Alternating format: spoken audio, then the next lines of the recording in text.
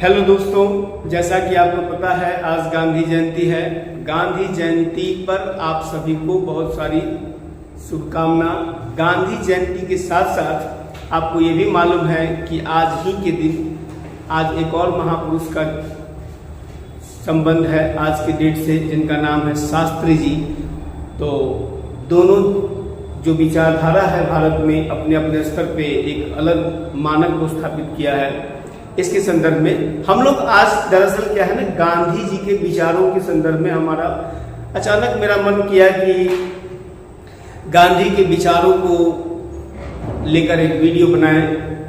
गांधी जी का जन्म कब हुआ, कहाँ हुआ, क्या हुआ, ये सब बहुत कॉमन चीज है। मैं इस सब में नहीं पढ़ना चाहता हूँ, बहुत सारा इन्फॉर्मेशन मिल जाएगा आपको। लेकिन गांधी के जो विचारधारा है वो विचारधारा आज के डेट में कितना रेलेवेंट है ये बहुत मायने रखता है।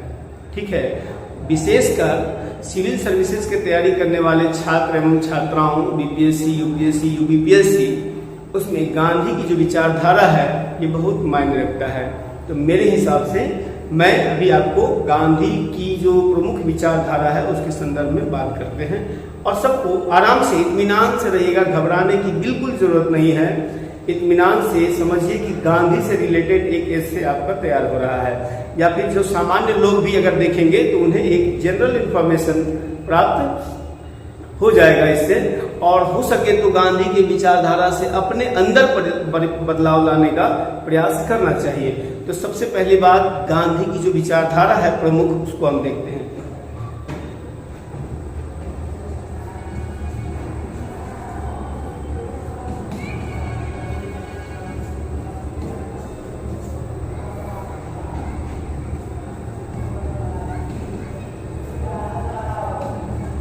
प्रमुख गांधीवादी विचारधारा। देखिए, इसके 6 आयाम हैं जो मैंने बांटा है अपने लेवल पे, उसको हम लोग चर्चा करते हैं। 6 आयाम में कौन कौन से हैं इसको गौर से देखिएगा। पहला जो आयाम है वो उनका सबसे महत्वपूर्ण गांधी का अगर विचार है तो सत्य और अहिंसा का विचार है। क्लियर है? तो पहला सत्य और अहिंसा। हम इसको बारी बारी से एलेबोरेट करेंगे। सत्य और अहिंसा का विचार है। दूसरा उनका जो विचार है वो किसका है? सत्याग्रह का विचार है।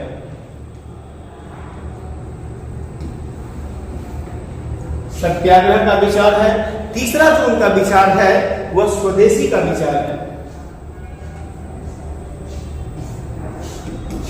स्वदेशी का विचार है। इसके बाद चौथा जो उनका आइडियोलॉजी है वो आपको है सर्वोदय का विचार।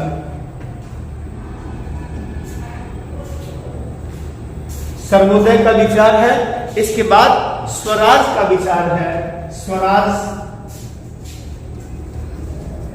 और फिर स्वदेशी का विचार है। हम लोग ये जानने का प्रयास करेंगे कि गांधी की जो विचारधारा है उसमें महत्वपूर्ण विचारधारा, इस बीच में मत टूटिए, नहीं तो हिलहाल होता है तो काम गड़बड़ा जाएगा, जो है वैसे रहने दीजिए।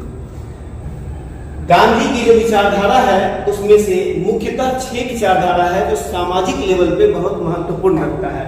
पहला, सत्य और अहिंसा गांधी का सबसे बड़ा हथियार था, और आपको मालूम होना चाहिए कि गांधी ने इसी हथियार का इस्तेमाल करके अंग्रेजों के खिलाफ लोहा लिया था। आपको पता है। दूसरा जो उनका विचारधारा है वो सत्याग्रह का विचारधारा है। सत्य के लिए आग्रह करना।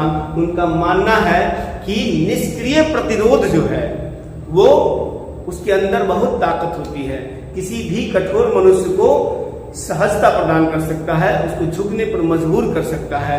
ये गांधी का सत्याग्रह का कॉन्सेप्ट है, फिलॉसफी है। स्वदेशी, गांधी ने स्वदेशी को आधार बनाकर ग्रामीण व्यवस्था में, ग्रामीण अर्थव्यवस्था को सशक्त बनाने का काम किया था। सर्वोदय यानी सभी का उदय, जाति समाज में जाति पाति भेदभाव से ऊपर उठकर समाज के सभी वर्गों का उदय हो, ये उनका सर्वोदय का विचार है। मैं ये भी बताऊंगा कौन से विचार कहां से लिया गया है। बेसिकली स्वराज का मतलब सिर्फ अपने राजनीतिक स्वराज ही नहीं है, बल्कि अपने अंदर के राज की बात हो रहा है। यानी आप अपने अंदर अपने ऊपर शासन कीजिए। अपने ऊपर जब तक आप शासन नहीं कीजिएगा तब तक आप डिसिप्लिन में नहीं रह सकते हैं। इनके संदर्भ में भी ये क्या कहते हैं, और स्वदेशी जिसको आत्मनिर्भर शब्द कहा जाता है आज की डेट में सामान्य भाषा में, लेकिन उसका और भी अर्थ है अकॉर्डिंग टू गांधी। तो हम बारी बारी से आपको इसके बारे में एक एक सेगमेंट पे हम लोग चर्चा करते हैं, ठीक है। चलिए, हमारा पहला जो सेगमेंट है वो था सत्य और अहिंसा। देखिए,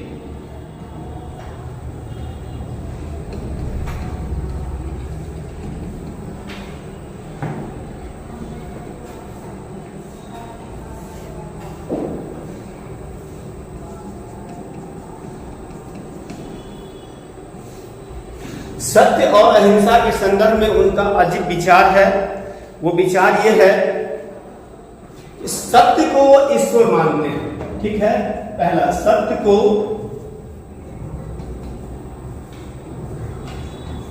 ईश्वर मानते हैं। उनका कहना है कि सत्य, जब हम सत्य का अनुश्रवण करते हैं तो इसका मतलब है कि मैं ईश्वर के प्रति अपने आप को समर्पित करता हूं। ये गांधी का विचार है सत्य को लेकर। दूसरा, अहिंसा का मतलब उनका विचार है मन, वचन और शरीर से किसी को भी दुख न पहुंचाना। क्लियर? मन, वचन और शरीर से किसी को दुख न पहुंचाना, दुख न देना, ये इनका सत्य अहिंसा का विचार है। दूसरा, ये कह रहे हैं कि इनका मानना है कि अहिंसा का जो इनका बेसिक लक्ष्य है, अहिंसा का जो लक्ष्य है, इसका मुख्य लक्ष्य क्या है इनका? सत्य और अहिंसा का मुख्य लक्ष्य विरोधी का हृदय परिवर्तन करना है। क्या है? विरोधी का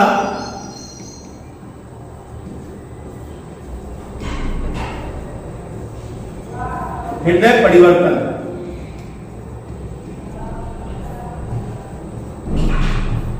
विरोधी का हृदय परिवर्तन करना है। अब सोचिए कि सत्य पे चल के अहिंसा का मार्ग अपनाकर विरोधी का हृदय परिवर्तन करना, it's a very tough task अपने आप पर। इसलिए गांधी कह रहे हैं कि जो स्वराज है ना, वो सिर्फ फ्रीडम की बात नहीं है, लोकतांत्रिक स्वराज की बात नहीं है, बात अपने ऊपर शासन करने की है। जब तक आप अपने ऊपर शासन नहीं कीजिएगा तब तक विरोधी का हृदय परिवर्तन नहीं कर सकते हैं, क्योंकि विरोधी बार बार आपको उकसाएगा। और किस लिए?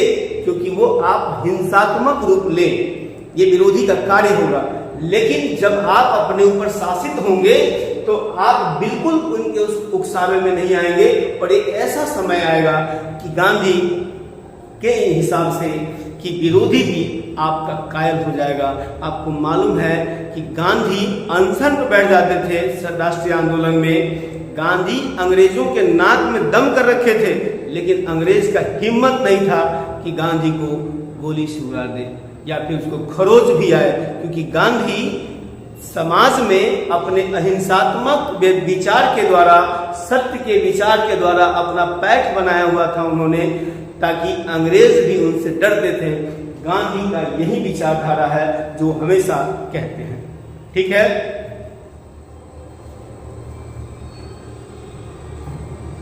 अब कह रहे हैं अगला क्या सेगमेंट है इसका, कि अन्याय उत्पीड़न के खिलाफ, है ना।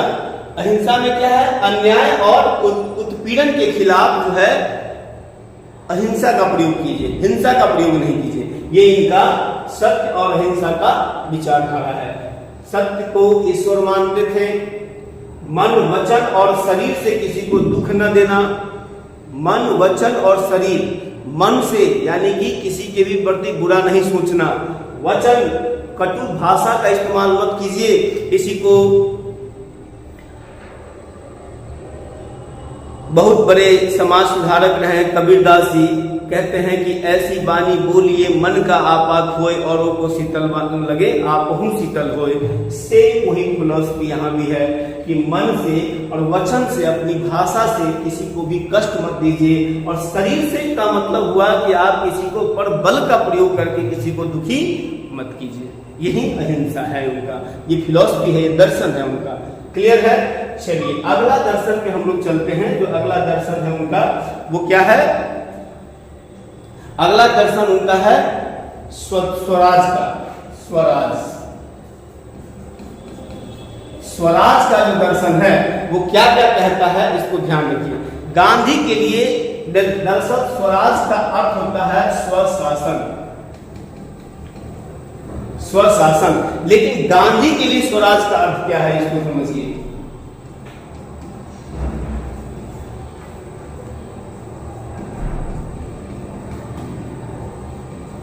गांधी के लिए स्वराज का अर्थ क्या है? व्यक्तियों के लिए स्वशासन, व्यक्तियों के स्वशासन।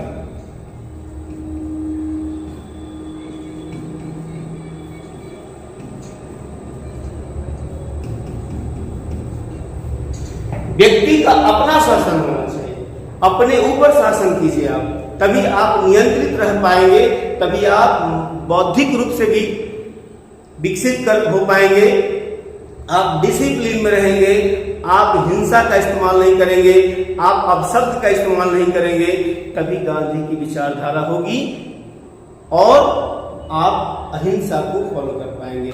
इसके बाद ये कह रहे हैं, देखिए इनका एक और बहुत अच्छा विचार है, अगर आप थोड़ा सा ध्यान दीजिएगा, ग्राम स्वराज का विचार। एक तो विचार है गांधी के लिए, इसका मतलब व्यक्ति के स्वशासन का।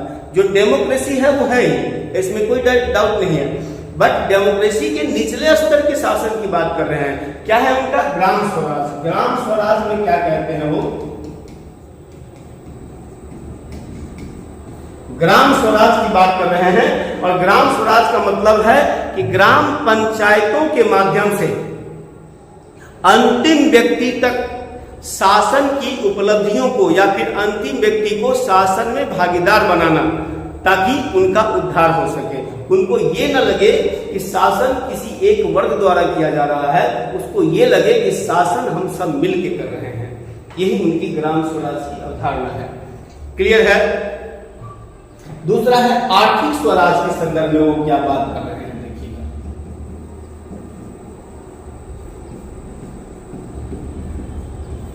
देखिए गांधी गांधी सब चिल्लाता है, गांधी नाम चिल्लाने से समाधान नहीं होगा। आपको ये बात समझना पड़ेगा, गांधी बहुत बड़ी एसेट है, ग्लोबल पर्सन थे वो सिर्फ उनको गुजरात में जन्म हुआ तो गुजरात में ही उसको बांध के रखना, या फिर पोरबंदर जहाँ पे उनका जन्म हुआ, या गुजरात राज्य या भारत के अंदर सिमट के रखना गांधी को, ये संभव नहीं है। Gandhi is a global person, उसको आप बिल्कुल भी एक दायरे में बांध के नहीं रख सकते हैं। बहुत बड़े बड़े स्कॉलर्स सब जो हैं कैलिफोर्निया में या ऑक्सफोर्ड में गांधी के विचारों पे रिसर्च करते हैं। ये कम बड़ी बात नहीं है, भारत के लिए धरोहर है कि गांधी के विचारों पे रिसर्च हो रही है। ठीक है? और आर्थिक स्वराज का संदर्भ उनका क्या है कि लघु सूक्ष्म और कुटीर उद्योग,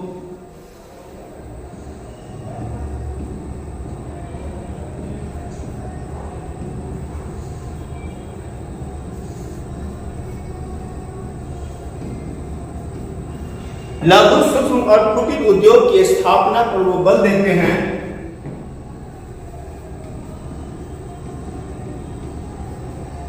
स्थापना पर बल देते हैं ताकि ग्रामीण अर्थव्यवस्था को सुचारू रूप से चलाकर लोगों को रोजगार का माध्यम उपलब्ध कराकर लोगों के जीवन में परिवर्तन लाना, यही उनका स्वराज का परिकल्पना है।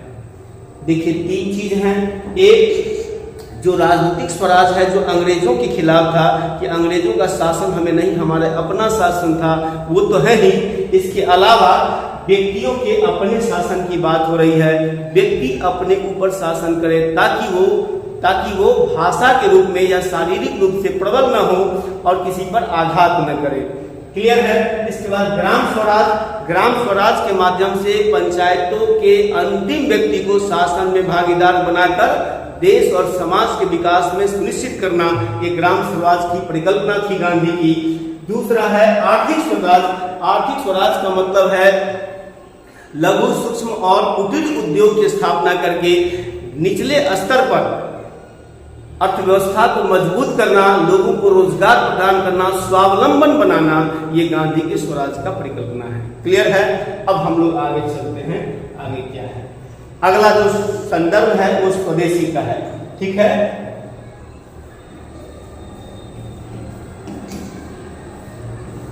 स्वदेशी का कॉन्सेप्ट क्या कह रहा है? स्वदेश का मतलब होता है स्व जोर देश, यानी अपना देश, है ना, अपना देश। सामान्यतः इसका अर्थ लगाया जाता है, सामान्यतः इसका अर्थ है आत्मनिर्भर। मोदी जी आज कहते हैं ना आत्मनिर्भर भारत, कोई नया फॉर्मूला थोड़ी ना है, ये शिगुफा नया नहीं है, ये गांधी की विचारधारा से प्रेरित है।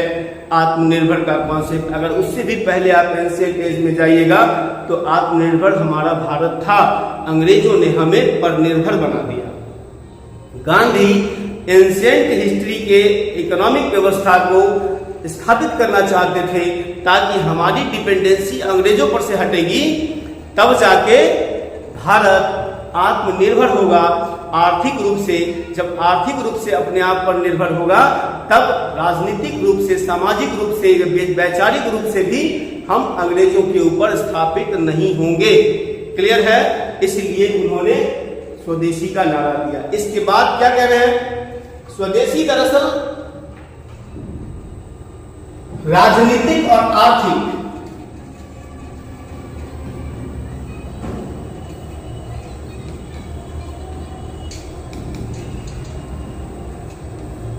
स्वदेशी राजनीतिक और आर्थिक दोनों स्तर पर होने चाहिए, है ना,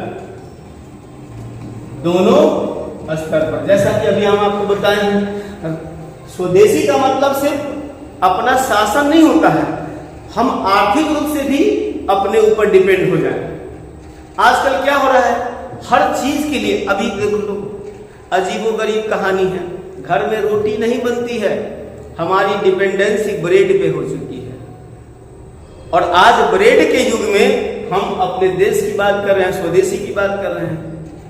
ये विडंबना है, गांधी के विचारों के प्रतिकूल चलकर हम उनकी आत्मा को आघात पहुंचाने का भी काम कर रहे हैं, इसके अलावा अपने शरीर को कष्ट देने का भी काम कर रहे हैं। ये दोनों वर्ग हमारा साथ चल रहा है। फिर हम कहते हैं कि हमारा देश विकास नहीं कर रहा है। अरे मानसिक रूप से गुलाम होगा, पहले मानसिक गुलामी से आप अलग हटिएगा तब ना। गांधी के संदर्भ में बहुत सारी बातें कही जाती है, लेकिन गांधी का जो विचार है वो मानसिक गुलामी से ऊपर है, मानसिक गुलामी से ऊपर है गांधी का विचार। इसको पहले समझना पड़ेगा। गांधी की फिलॉसफी जब तक आप नहीं समझिएगा तब तक उनको समझ पाना इतना आसान नहीं है जितना कि आप समझते हैं। क्लियर है? देखिए, इसके बाद उनका मानना है कि भारत पर ब्रिटिश नियंत्रण जो हुआ है, भारत पर जो ब्रिटिश नियंत्रण हुआ, जो भी बच्चे मेंस का एग्जाम देगा, बीपीएससी का या यूपीएससी का, इन पॉइंटों को आप नोट कर सकते हैं ताकि आने वाले एग्जाम के लिए आपको मदद हो सकता है। ठीक है, भारत पर ब्रिटिश नियंत्रण जो हुआ है, उनके स्वदेशी ब्रिटिश स्टेटमेंट,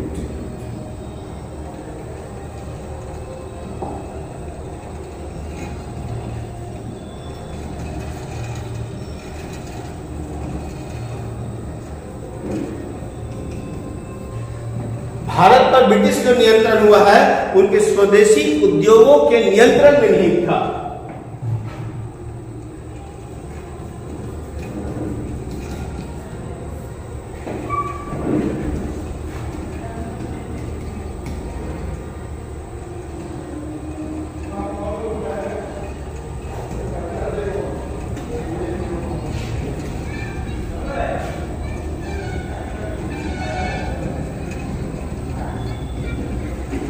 भारत पर ब्रिटिश जो नियंत्रण स्थापित किया है उसका उद्देश्य क्या था?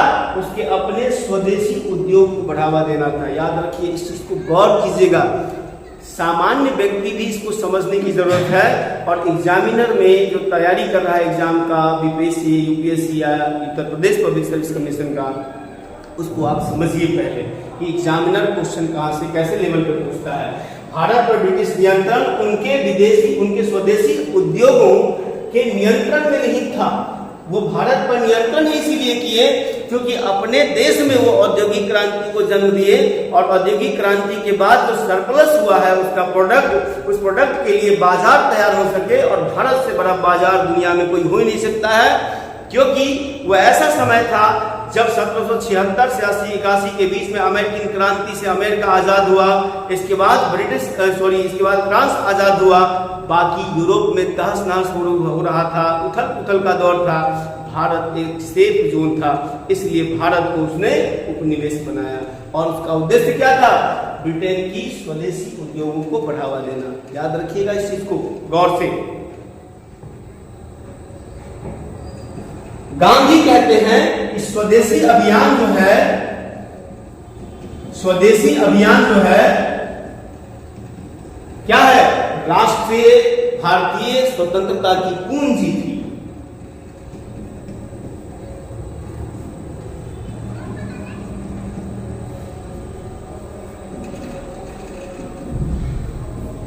भारतीय स्वतंत्रता की कुंजी थी क्या? स्वदेशी का इस्तेमाल करके गांधी ने समाज के अंतिम पायदान पर खड़े व्यक्ति को एक सूत्र में बांधा है और सबको एहसास दिलाया है कि अंग्रेजों ने तुम्हारा शोषण कर रखा है। और इसी चूंकि आप अपना सूत काटो, चरखा चलाओ और अपने लिए वस्त्र बनाओ, अपने लिए खुद वर्क प्रोडक्ट तैयार करो ताकि दूसरे के ऊपर डिपेंड न रहो। जिस दिन ब्रिटिश, वो जानते थे कि ब्रिटिश नियंत्रण भारत पर क्या है, उसके अपने उद्योग के लिए है। जिस दिन ब्रिटिश का उद्योग चौपट होगा, जिस दिन हम अपना प्रोडक्ट खुद यूज करने लगेंगे, उस दिन ब्रिटिश खुद ब खुद भारत छोड़ के चले जाएंगे। ये कमाल का आइडिया था उनका। इनके ये विचार बहुत लोगों को पसंद नहीं आती है, उनको भला हो, लेकिन मेरा मानना है कि गांधी का ये विचार आज की डेट में आजाद भारत में भी हमारे भारतीय सरकारों ने ध्यान नहीं दिया। ये देश की विडंबना है। मैं बताऊंगा कभी, इसके बाद कभी एक वीडियो बनाऊंगा कि गांधी की आर्थिक नीति आखिर भारत के आजाद भारत की सरकारों ने क्यों नहीं लागू किया। पंचायती राज व्यवस्था को लागू करने में लगभग 40 साल से ऊपर का समय ले लिया। 1947 में देश हमारा आजाद हुआ और 1990-92 के आसपास में पंचायती राज व्यवस्था लागू किया गया। अब सोचिए कितना हम लोग अपने संस्कृति को, अपने महापुरुषों को वैल्यू देते हैं। इस बात से आप अंदाजा लगा सकते हैं। देखिए, लघु जो हमारा स्वदेशी है, स्वदेशी का मतलब लघु घरेलू उद्योग को बढ़ावा देना है ना। घरेलू उद्योग को बढ़ावा मिलेगा जब, तो क्या होगा? घरेलू उद्योग के बढ़ावा मिलने से मिलेगा क्या? रोजगार को जन्म देगा। रोजगार को, घरेलू उद्योग जो है रोजगार को जन्म देगा।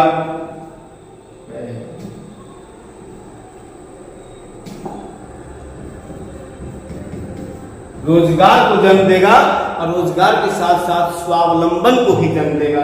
किसको? स्वावलंबन। समाज स्वावलंबन होगा तो डिपेंडेंसी नहीं होगी। क्लियर है? इसके बाद चलिए, स्वदेशी आपने समझा। अब हम चलते हैं सर्वोदय पर। सर्वोदय पर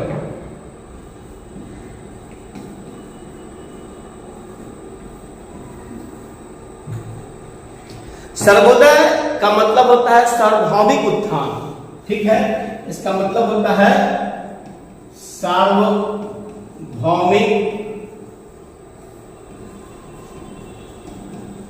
उत्थान। सार्वभौमिक उत्थान, दरअसल ये विचार इन्होंने जो लिया है वो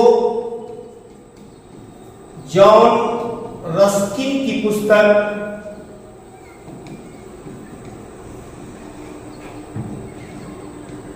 Unto the last नामक पुस्तक से उन्होंने ये विचार लिया है। ठीक है, और इनका मानना है कि सामूहिकता से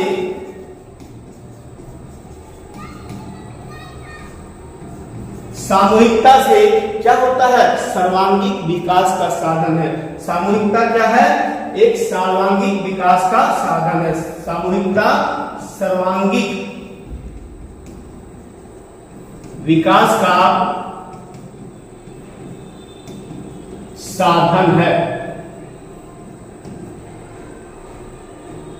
सर्वोदय मतलब सबका उदय, गरीब अमीर भेदभाव रहित समाज होना चाहिए, सबका उदय होना चाहिए, यानी कि सभी का उदय भेदभाव के बिना।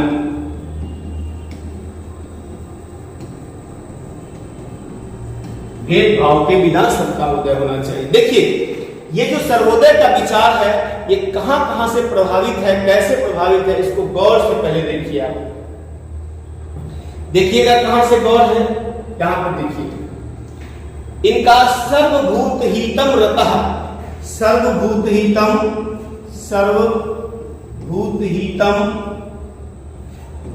रतः, ये थ्योरी है भारतीयता को, भारतीय रचना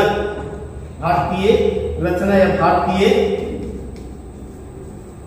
कल्पना है। ये भारतीय कल्पना था।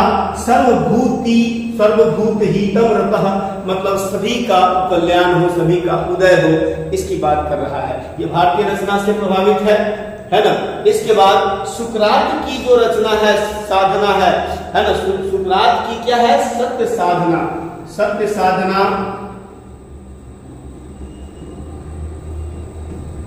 साधना किसका है? सुकरात का। सुकरात बहुत बड़ा फिलोसोफर है। सुकरात का सत्य साधना है, ये वहां से भी प्रभावित है। और दूसरा है रस्किन की अंत्योदय।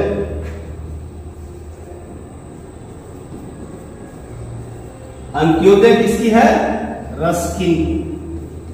रस्किन की पुस्तक अंत्योदय इससे प्रभावित है, सर्वोदय।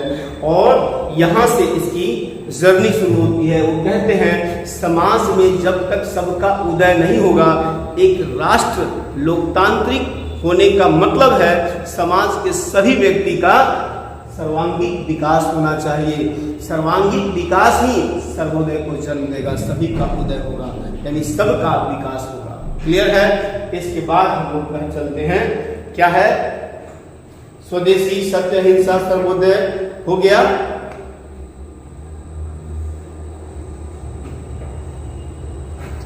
देखिए, इसके बाद आता है ट्रस्टीशिप।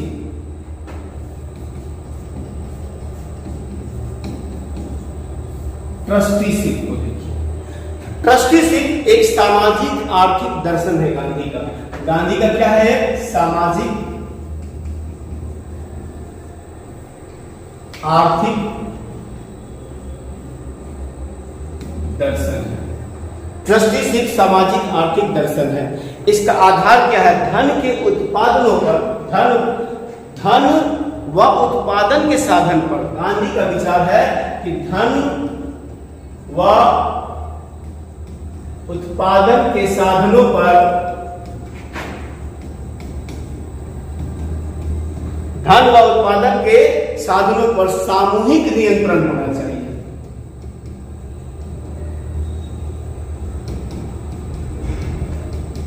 देखिए, ये बात ट्रस्टीशिप का उन्होंने इसलिए कहा कि उस समय में 1900 ईस्वी के बाद देखिएगा जे.आर.डी. टाटा इत्यादि ने भारत में औद्योगिक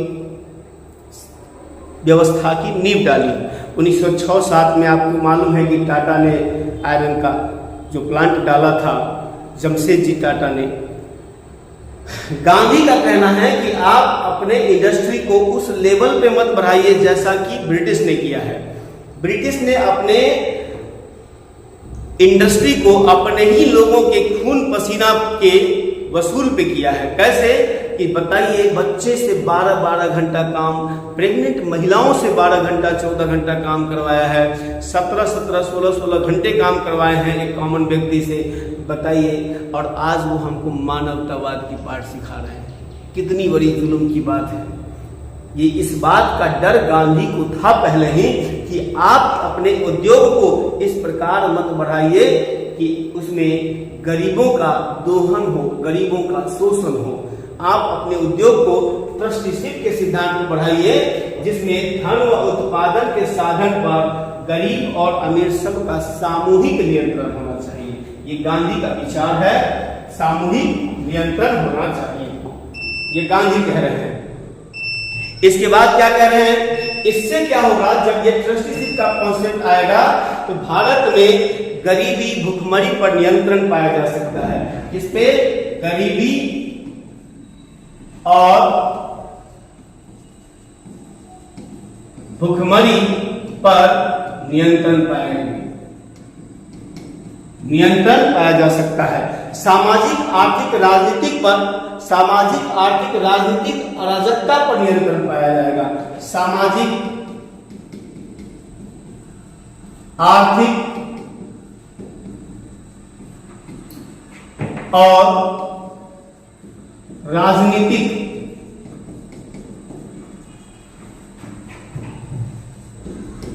अराजकता पर नियंत्रण, सामाजिक आर्थिक राजनीतिक अराजकता पर नियंत्रण पाया जा सकता है।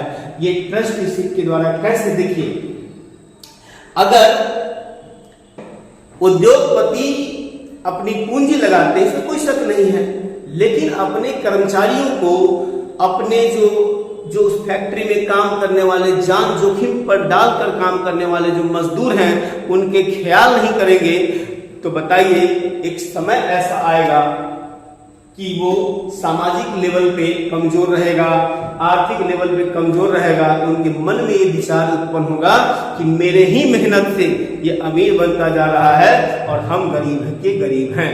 ये विचार एक दिन उस फैक्ट्री को, फैक्ट्री के मालिक को या अमीरों के लिए आफत बन जाएगी और सामाजिक अराजकता फैल जाएगा। इस पर नियंत्रण पाना बहुत मुश्किल है। जैसा कि ब्रिटेन में देखा गया, मार्क्स ने दुनिया के मजदूरों को आह्वान किया था कि दुनिया के मजदूरों, एक हो जाओ, तुम्हारे पास पाने के लिए कुछ नहीं है, सॉरी, पाने के लिए सारा जहां है, खोने के लिए कुछ नहीं है। ये बात के आह्वान जब मार्क्स ने किया यूरोप में, ब्रिटेन के उद्योगपति के अंदर उसके दिलों पे धड़कने जो है, दिलों की धड़कनें तेज हो गई और डर समाने लगा। तब उन्होंने भारत में पूंजी का निवेश करना शुरू किया, जिसको रजनी पामदत्त ने वित्तीय पूंजीवाद का चरण कहा है अंग्रेजों का। ठीक है, इन सभी चीजों पे हम नियंत्रण पा सकते हैं। देखिए, सत्याग्रह के संदर्भ में हम कुछ बात और आपको कहना चाहते हैं। जैसे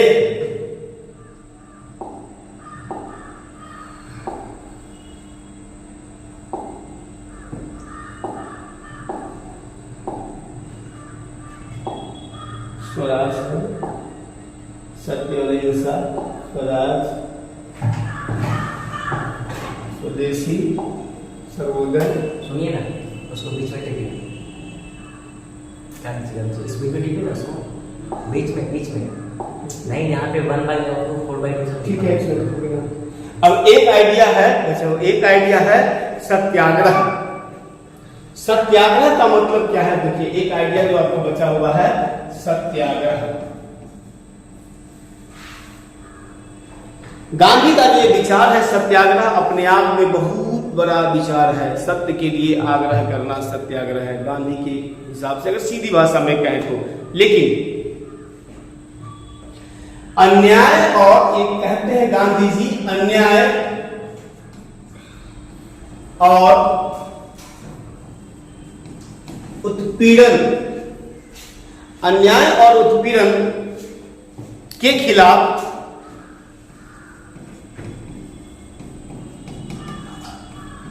शुद्धतम,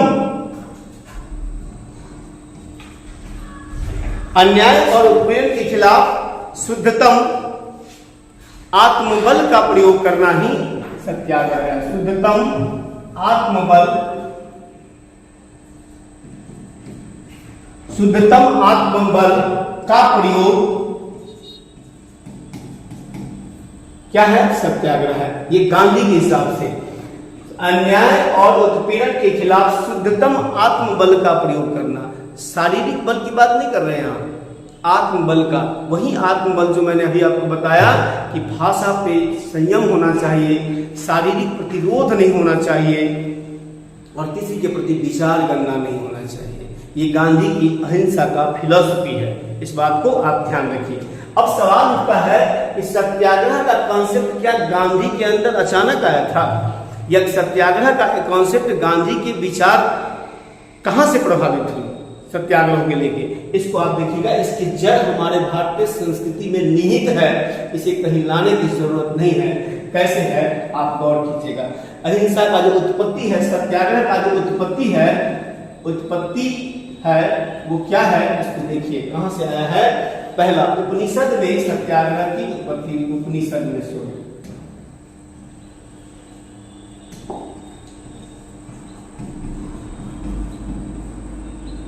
उपनिषद में सत्याग्रह के बारे में चर्चा है। इसके बाद बुद्ध और महावीर की शिक्षा में है।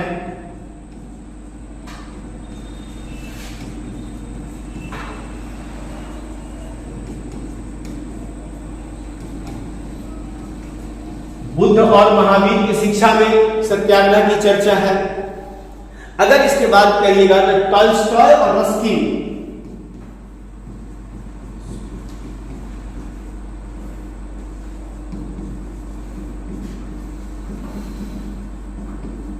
टॉल्स्टॉय और रस्किन की जो किताबें हैं या विचार हैं, उन सब से प्रभावित था गांधी का ये सत्याग्रह। इतना आसान। गांधी का मत क्या है?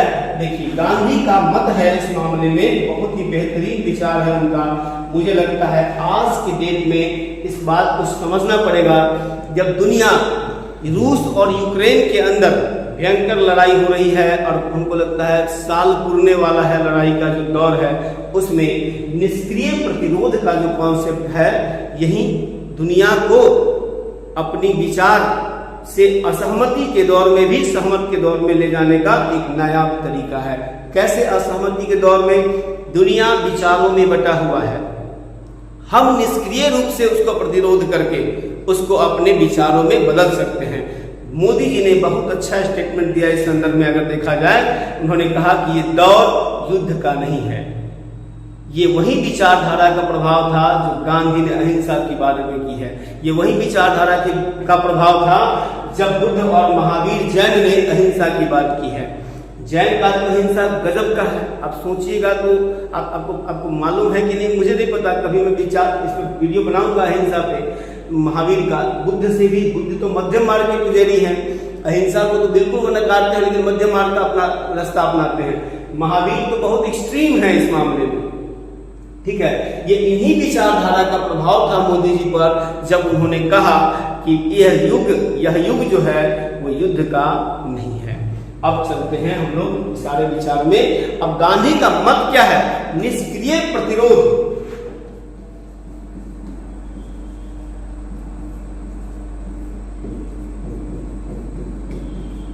निष्क्रिय प्रतिरोध जो है वो क्या है? कठोर से कठोर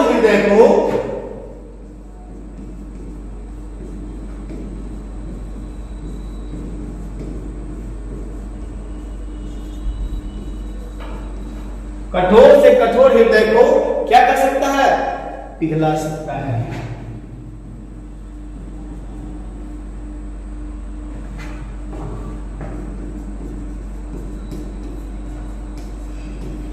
गांधी का विचार है कि निष्क्रिय प्रतिरोध, यानी प्रतिरोध ऐसा करिए जिसमें हिंसात्मक क्रिया न हो। हिंसा का मतलब उनका ये कतई नहीं है कि सिर्फ शारीरिक रूप से हिंसा, बोली पे भी संयम होना चाहिए। मन, क्रम, वचन, ये तीनों चीजों से आपका हिंसात्मक विचार, हिंसात्मक बोली और हिंसात्मक क्रिया ये कतई नहीं होना चाहिए, है ना। किसी भी चीज को आप आराम से भी तो रख सकते हैं। अगर मान के किसी को बोलिए ए इधर आ, क्या मतलब है? उसको ऐसे भी बोल सकते हैं कि बाबू इधर आ जाओ। कितना अंतर हो गया। उद्देश्य क्या है? बुलाना, लेकिन बोलने लहजा बदल लेते। मुनव्वर राना का एक शायरी है कि लहजा बदल लिए होते तो गवर्नर बन गए होते, है ना, जुबान का कंसेप्ट है सारा। और हमारे बुजुर्गों ने कहा कि यही मुंह पान खिलाता है, यही मुंह लातो खिलाता है। ये बात समझ रहे हैं? गांधी जी कोई नया विचार थोड़ी लाए हैं, ये सारे हमारे संस्कृति में पले पढ़े लोग थे। और आज के डेट में क्या है ना कि न गार्जियन को फुर्सत मिलती है, न किसी बच्चा का तो बात है, टीचर पूछिए मत, टीचर का एक अलग दुनिया है, उनके अंदर अपने कॉन्सेप्ट नहीं है, वो अपने हवा में सब टीचर बना हुआ है। टीचर बनने के लिए पहले अपने आप को साधना पड़ता है, अपने आप को साधिए तब आप टीचर के लायक बन पाइएगा। बाकी टीचिंग करना कॉमन चीज है, बहुत नॉर्मल बात है। इसके बाद क्या कह रहे हैं, जो आज के डेट में इनका कहना है कि निष्क्रिय प्रतिरोध में, है ना, क्रियात्मक प्रतिरोध करने वालों से ज्यादा साहस होता है। क्योंकि किसी की बात को आप जब सहते हैं, किसी की बात जो कोई भला बुरा कहता है, इसके बाद आप क्या करते हैं, उसको बर्दाश्त करते हैं। और उसके बाद बर्दाश्त करने के बाद अपने मन को शांत करके मीठी भाषा का इस्तेमाल करते हैं। इसीलिए गांधी कहते हैं कि निष्क्रिय प्रतिरोध करने वाले जो व्यक्ति होते हैं, उनके अंदर जो हिंसात्मक क्रिया करने वाले लोग हैं, उससे ज्यादा सहनशीलता होती है। और यही सहनशीलता उस व्यक्ति को महान बनाती है। गांधी ऐसे ही महान नहीं बने हैं। गांधी की महानता के पीछे उनका अपना त्याग है, संयम है और उनकी दूरदृष्टिता है, जो गांधी इतिहास में अमर है। जब तक ये पृथ्वी रहेगी तब तक गांधी का नाम निशान खत्म करने वाला कोई नहीं हो सकता है। ठीक है, इस प्रकार ये गांधी का कुल कॉन्सेप्ट है। 6 पॉइंट पे हम लोग चर्चा किए हैं।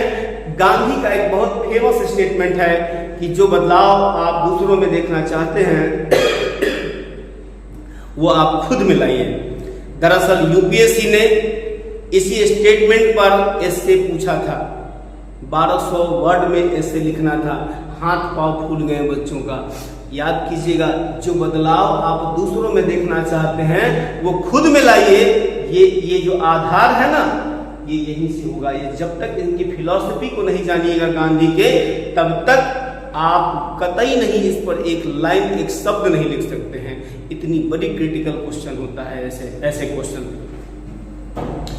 नई शिक्षा नीति लागू हुई है। इस पर गांधी का बहुत फेमस विचार है कि नई दुनिया के निर्माण के लिए शिक्षा के नए प्रकार की भी जरूरत होती है। बिना शिक्षा, आधुनिक शिक्षा के समाज का नया वर्ग या नई दुनिया आप तैयार नहीं कर सकते हैं। ठीक है, व्यक्ति अपने विचारों से निर्मित प्राणी है। गांधी जी कहते हैं कि व्यक्ति अपने विचारों से निर्मित प्राणी है। वह जो सोचता है वही बन जाता है। इसलिए अच्छा विचार, अच्छा व्यवहार, अच्छे संस्कार में रहने का प्रयास कीजिए, ताकि जैसी आपकी सोच होगी वैसा ही आपका चरित्र निर्माण होगा। और चरित्र निर्माण व्यक्ति की पहचान का आधार है। ठीक है, गरीबी अभिशाप नहीं है। गरीबी अभिशाप नहीं है, बल्कि मानव रचित षड्यंत्र है। गांधी का कहना है कि पाप से घृणा करो, पापी से नहीं, क्योंकि पापी व्यक्ति सुधर सकता है। जो पाप हो चुका है एक बार, दोबारा वो आ नहीं सकता, दोबारा उसे आप सुधार नहीं सकते। जो हो गया है, कहा जाता है कि मुंह से निकली हुई बोली और बंदूक से निकली हुई गोली कभी वापस नहीं आता। इस प्रकार से पापी व्यक्ति ही पाप किया है, तो पाप से नफरत कीजिए, पापी व्यक्ति से नहीं। उसको सही लाइन में लाने का प्रयास कीजिए, अपने प्रेम से, अपने व्यवहार से, अपने संस्कार से। ये गांधी की फिलॉसफी है। तो आज के लिए इतना ही, लंबा वीडियो हो गया, लेकिन मैं मानता हूं आप लोग गांधी को जिस रूप में देखते हैं, उनका एक रूप ये भी है। गांधी के बारे में बेसिक इंफॉर्मेशन देना, उनका जन्म यहाँ हुआ, ये किए, वो किए, सब बहुत कॉमन चीज है। 6ठी 7वीं के एनसीईआरटी पुस्तक आप लोग अगर पढ़िएगा 10वीं तक में, उसमें आपको मिल जाएगा। हम उस इंफॉर्मेशन में नहीं जाना चाहते हैं। हम गांधी के उस विचार को ले जाने का आपको प्रयास कर रहे थे, जिसकी ओर ज्यादातर आदमी का ध्यान जाता नहीं है। ठीक है, और मुझे आपसे एक निवेदन है कि मेरे इस चैनल को आप अधिक से अधिक ग्रोथ करने का प्रयास कीजिए। आपका जो ग्रोथ है, हमारे चैनल को करने का प्रयास होगा, वही प्रयास हमारी मनोबल को भी आगे बढ़ाएगा। इसलिए अधिक से अधिक हमारे चैनल को आगे बढ़ाइए। बाकी धन्यवाद, फिर नए टॉपिक पे